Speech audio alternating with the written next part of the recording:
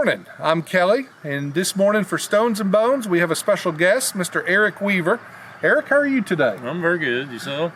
Doing well, thank you. And we are standing in front of the Pleasant Home Baptist Church, where I understand you grew up. Is that correct? I grew up there, yes. Tell me about Pleasant Home. What do you know? Well, it was originally founded in 1870. The original building was out the road to the north of us about a mile, maybe not hardly a mile. At some time in history, not sure the exact date, they built another building up near the cemetery, where the cemetery is located now. But don't know the exact time frame on that building. This building here was built in 1952, and it's a very friendly community, friendly people. They go out of the way to help you and do anything they could for you. And so you and your family had a big farm just down here below the church a little bit, what, about 270 acres? In my understanding, that's about what it was when I grew up there. My dad hauled the milk through here. Okay. Picked it up and took it to the craft plant at the time. Gotcha. And that was in West Jefferson. In West Jefferson, and when the dam project was proposed back in the early 1960s and 70s, a lot of the farmers sold out, so Dad dropped the milk in 1970. And so we're going to go explore the cemetery next. There are some stories that we're going to go uncover? Yes. To my understanding, the last Civil War veteran in Ashe County is buried here.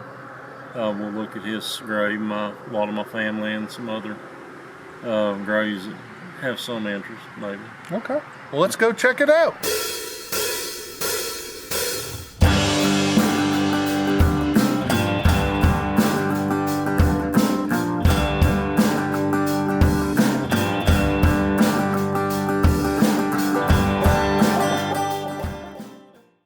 Who are some of your family members that you have buried in this cemetery? My granddad and my grandmother, two of my uncles. One was an infant when he was buried.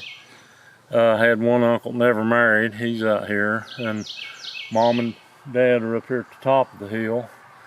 Quite a few cousins and some more scattered relatives here and there.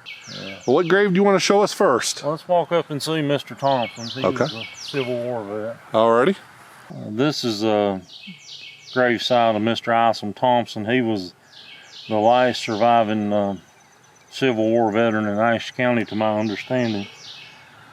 I never knew the man. Of course, he died several years before I was born, but I knew his daughter-in-law and his grandson. They were neighbors down the road here and good friends. So. This is my Aunt May. She was actually a victim of a murder-suicide. She died in 1971 on October 30th. Back in those days, they didn't do Halloween on Sunday. Okay. Yeah. So they done it on Saturday, and they were having a Halloween celebration when it happened.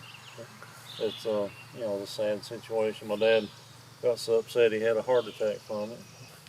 My granddad and I always called her my grandma, but she was a step actually. My real grandma died when Dad was 2. But I always got a special place in my heart for her. She was always real close to me, and we only lived like a quarter of a mile apart, and I'd walk up there about every day. Granddad, Arthur Fred Weaver, he was a World War I vet. He born 1895, lived to be 80. You know where he fought? Understand the Argonne Forest. Really? He apparently got some gas circles. His voice is messed up, and he wouldn't talk about it much. But from what I understand, and I didn't know that till after he died. There's my Uncle Claiborne. He was well known in the county. He worked at Parker Tye for years. Drove a truck for him, knew everybody, and run a gas station on the weekends. And never married. Really? And he died in the house he grew up in, or he was at the hospital when he died. But I mean, where he was living when he died was the house he grew up in from the time he was 11. Wow. neighbor down here give us a little more acreage for the cemetery, and we were having a work day in clearing out the fence row and stuff, and there were several trees like this one, cucumber, never any of them were too big, you know, maybe size of your leg, it's about the biggest. And I was running the chainsaw, and there was my wife and another guy was watching out for me, and like that did any good, because the wind caught the tree I was cutting and pinched me between two other trees, and I was standing there suffocating, couldn't holler loud enough to get their attention. Finally kicked the saw enough to get it to cut off, and they realized the saw wasn't running anymore, and they turned around and looked and finally got up and helped me. Wow, that'd be scary. I couldn't get loose.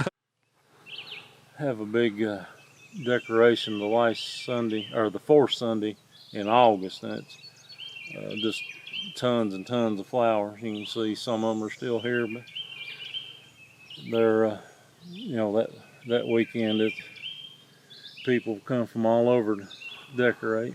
Well, I hope you enjoyed this edition of Stones and Bones. Eric, I'd like to thank you for giving us a tour up here. Oh yeah, anytime. And don't forget to like and share this video. We appreciate your support. Make sure you check back next Monday.